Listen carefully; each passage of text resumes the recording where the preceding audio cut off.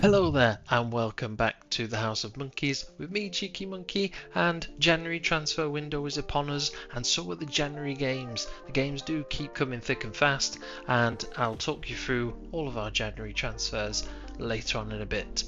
First off, I'll go through all the games that we played in January, and as you can see, we're 1-0 down against Oxford United, a team that is playing and pushing for those playoff places.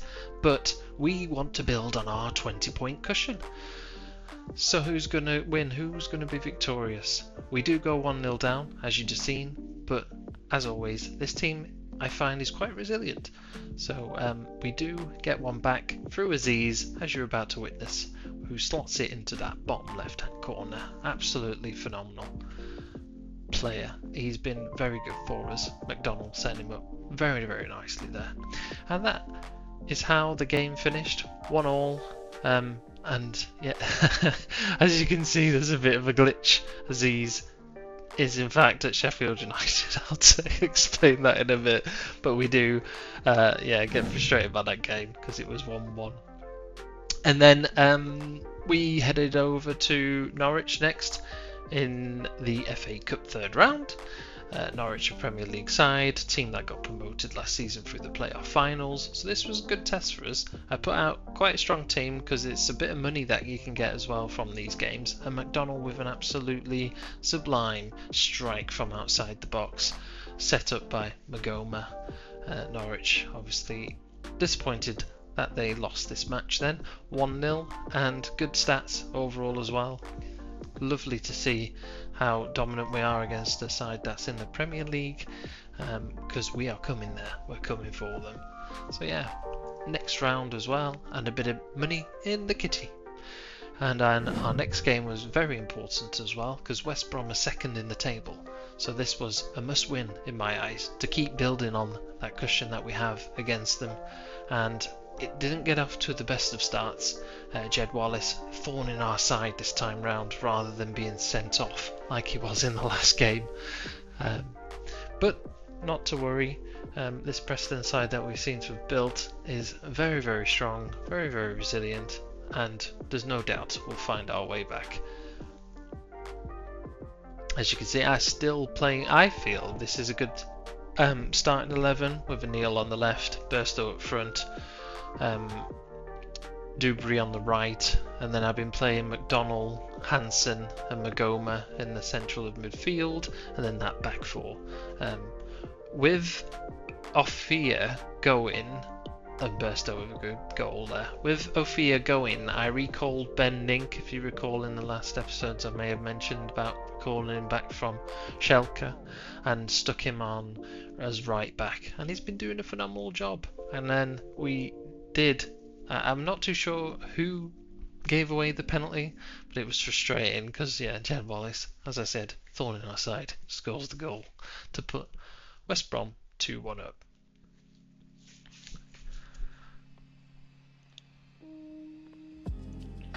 And we do get one back though in the very last minute, which I love a last minute goal when it goes my way. When it goes the opposite way, not so much.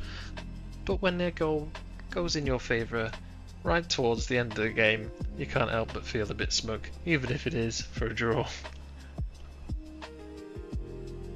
Again, some lovely football being played by us, and I'm very impressed with Dewberry. He's been an absolute belter of a loan signing from Brighton.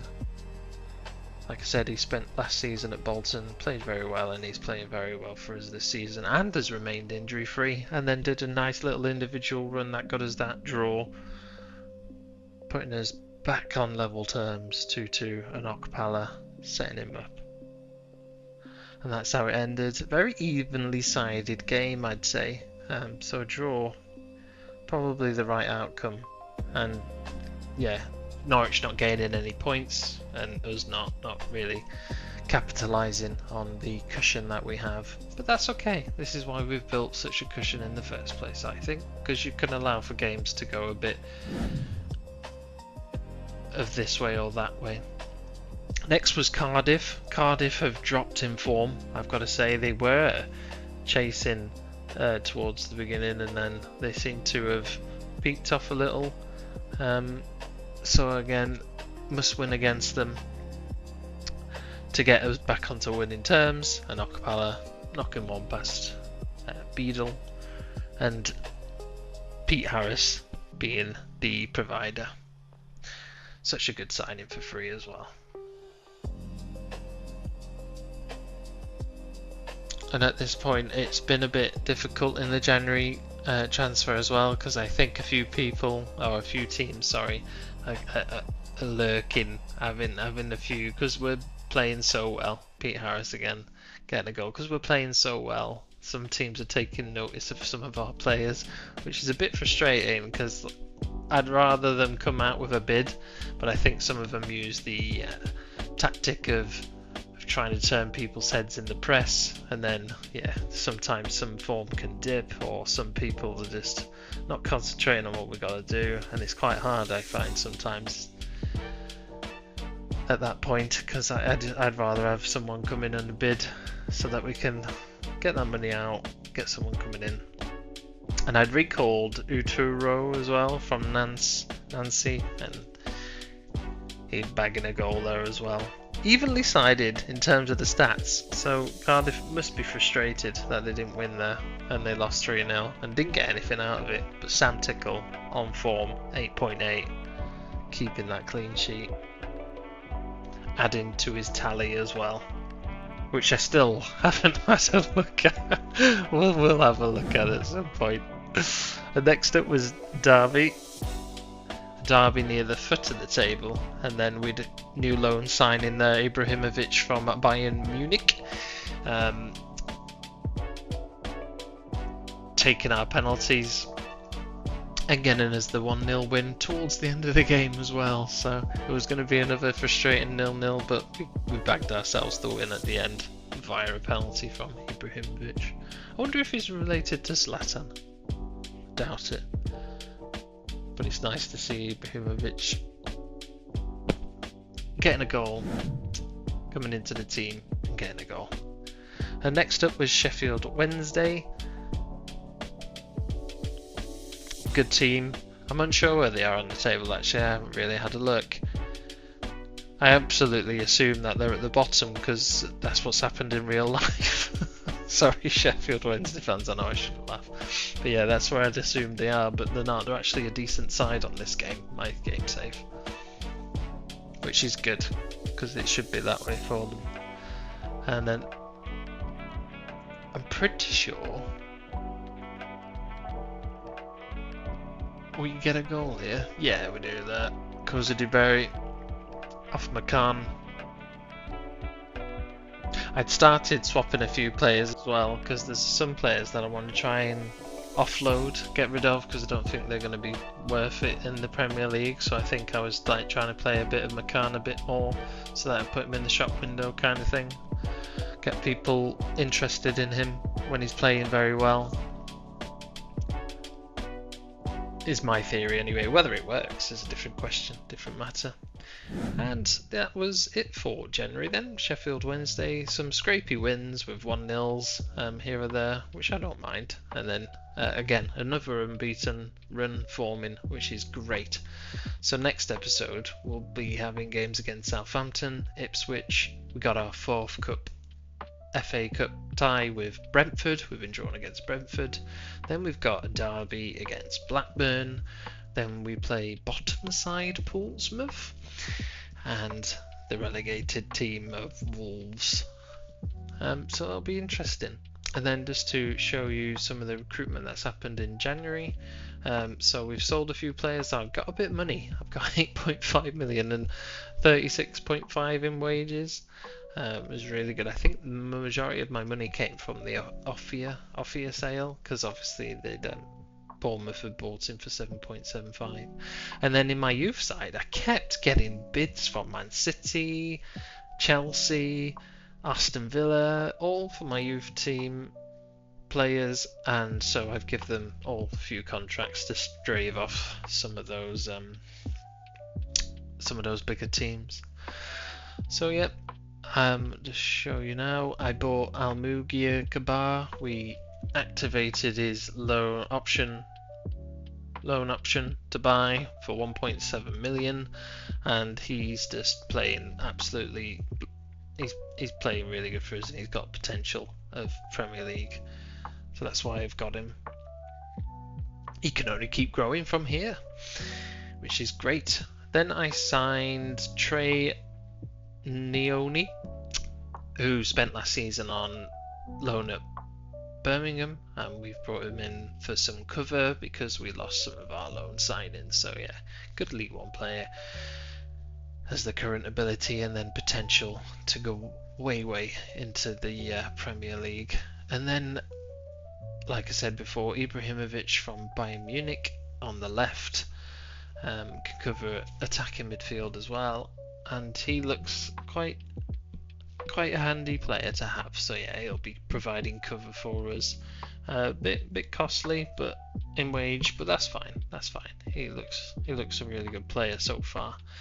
And then we broke our transfer record again and bought Louis Leroux from Nantes, 4.7 million. He looks absolutely great, and he's only young as well, so he's a good player at the minute, and someone that we can build in the midfield. So that's what I was aiming for when I'm bringing people in. I want them the potential. And like I say, brought Ben Nink back and Patrick Outro off here, going away to Bournemouth. Hopefully he does well there, as he's done for us, and he brought some money in. Then Mads went as well for 425k. And then Ben Whiteman, he put a request in, and QPR came knocking. QPR in League One on my save, so they've done a loan with a mandatory fee. And like I said before, because of the the glitch, Sheffield United came in with a £2.5 million bid for Aziz, and I thought, yeah, why not? So tidy profit on that. And then Paris Magoma, BRG, came in for a mandatory loan fee of 5 million. So again, someone that is just potentially good, championship level. Let's get rid of him, and we can use that money to bring in people that'll help us in the Premier League if we get there. So yeah, there's a few people gone, a few people come in, and hopefully we can make this team winners. That is the aim. And already we got another injury to Okpala, which doesn't help, and my team is looking very good. We had Utro injured out for a little bit, and Ben Nink back, who's playing ever so well. He did well at Schalke and he's doing well here. Club Brugge are interested in Bafus, and people are interested in Nink as well. And then my under 18s, to show you some people want my players on loan as well, but I want to keep them till the round 18 so that they can develop here and then go out and get the game experience once they hit the age of 18. And some of them are looking very handy in terms of the stats, so I'm really impressed with the youth that's come through the academy. Quite a number of players, I'd say, that we can have homegrown, build into the team. That'll be the aim. And then try and do something about my under 21s. Yannick Wagner's looking like he's having a good season loan over at Rotherham, who are in League 2 and topping that league, and he seems to be playing an absolute blinder for them, which is great to see. So yeah, happy with my squad.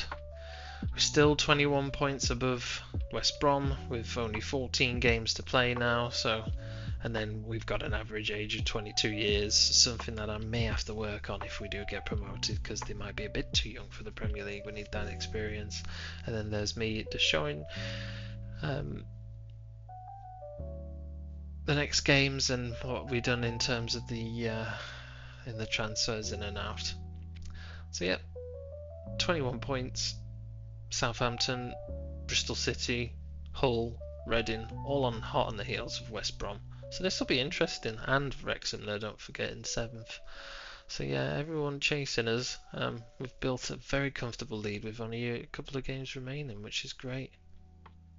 and then Millwall, Birmingham and Portsmouth towards the bottom. So it'll be interesting. And then Sunderland, Wolves and Bournemouth still in that part. And then in the Premier League, let's have a look. Leeds, Coventry and Leicester. So if they go down, maybe some players to poach on those teams, depending on who does go down, because they've still got their 13 games remaining yet. So still worth having a look every now and then how the Premier League, who's going to go down. But for now, I'll leave it there. I'll see you next time. Take care and stay cheeky.